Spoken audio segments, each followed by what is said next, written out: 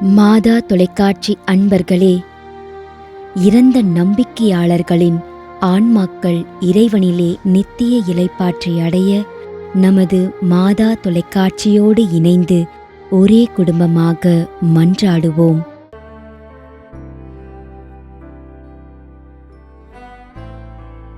திரு Ramon Victor, Chinnalapatti, Dindigul.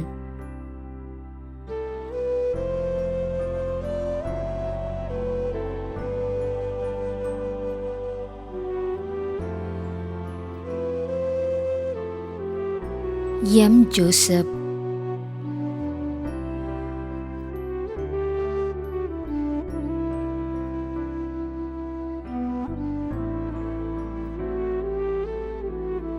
S. Aloysius திரவியம்,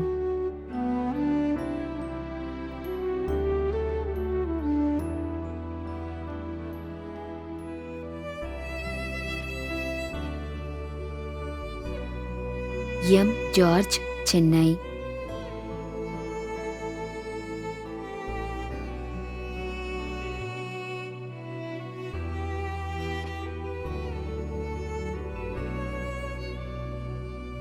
Andrews Michael, Sembiam, Chennai.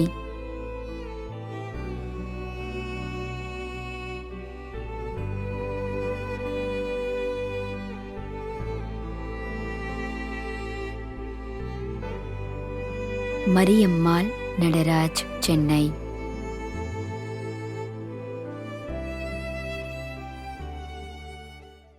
மேலும் யாரும் நினையாத நம்பிக்கையாளர்களின் ஆன்மாக்களுக்காகவும் மன்றாடுவோம். தந்தை, மகன், தூய ஆவியாரின் பெயராலே ஆமென். ஆண்டவருடைய பெயராலே நமக்கு உதவி உண்டு. விண்ணையும் மண்ணையும் படைத்தவர் அவரே. திருவெளிப்பாட்டு நூலிலிருந்து வாசகம். அதிகாரம் 14, இறை வார்த்தை 13. விண்ணகத்திலிருந்து ஒரு குரலை கேட்டேன். இது முதல் ஆண்டவரோடு இணைந்த நிலையில் இறப்போர் பேறு பெற்றோர் என எழுது என்று அது ஒலித்தது.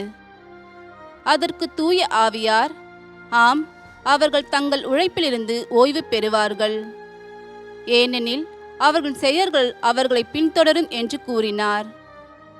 ஆண்டவரின் அருள்வாக்கு. இறைவனுக்கு நன்றி. நம்மிடையே வாழ்ந்து இறந்து போன இறைவனின் அடியார்களுக்காகவும், மேலும் குறிப்பாக மாதா தொலைக்காட்சி வழியாக நீர்த்தார் நினைவில் இன்று நினைவு கூறும் இறைவனின் அடியார்கள் அனைவருக்காகவும் மன்றாடுவோம். விண்ணுலகில் இருக்கின்ற எங்கள் தந்தையே, உமது பெயர் தூயது என போற்ற பெறுக. உமது ஆட்சி வருக. உமது திருவுளம் விண்ணுலகில் நிறைவேறுவது போல மண்ணுலகிலும் நிறைவேறுக. எங்கள் அன்றாட உணவை இன்று எங்களுக்கு தாரும்.